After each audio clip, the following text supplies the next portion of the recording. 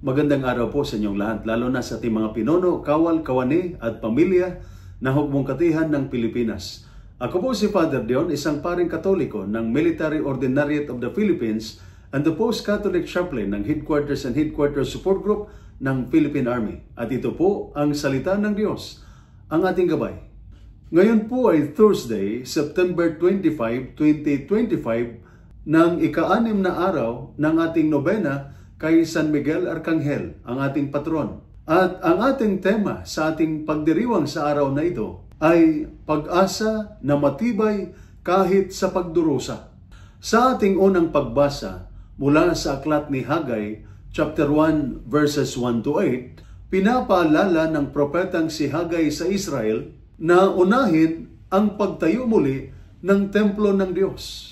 Abala sila sa sariling bahay at pangangailangan, ngunit sinabi ng Diyos, "Itayo ninyo ang aking bahay. Ako'y magalak at maparangalan." Ito'y paalala sa atin.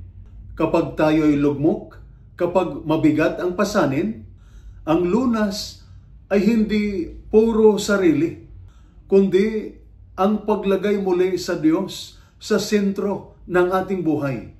Kapag inuuna natin siya, binibigyan niya tayo ng lakas at pag-asa. Sa ating ebanghelyo naman, mula sa ebanghelyo ni San Lucas, chapter 9, verses 7 to 9, ipinaalala sa atin ang takot ni Herodes at ang ating pag-asa. Sa ebanghelyo, si Herodes ay naguguluhan at natatakot sa mga balita tungkol kay Jesus. Narinig niyang baka si Juan Bautista ay muling nabuhay o isang propeta ang dumating. Natakot si Herodes dahil alam niyang marupok ang kanyang kapangyarihan. Ipinapakita nito na kung wala ang Diyos, takot ang mangingibabaw. Ngunit kung kasama si Kristo, may pag-asa na hindi kayang wasakin kahit anong pagsubok. Totoo man ang hirap, ngunit ang huling salita ay nasa Diyos. At iyon ang tagumpay. Para sa ating mga sundalo, malapit ito sa inyong karanasan. Ang bawat misyon ay puno ng sakripisyo, puyat, gutom, panganib, pagkawalay sa pamilya, minsan sugat at may naiiwang alaala ng kawalan. Ngunit ang tunay na lakas ng sundalo ay ang pananatiling matibay sa pag-asa. Alam natin na ang laban ay hindi matatapos sa dilim, kundi sa liwanag ng Diyos.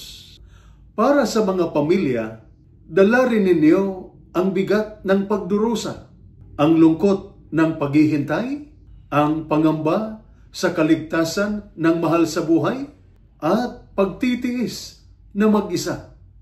Ngunit ang pag-asa ay nagsasabing, kasama natin ang Diyos. Kahit sa oras ng pangungulila at katahimikan, si San Miguel Arcangel ang nagpapaalala na ang kasamaan ay hindi ang may huling salita.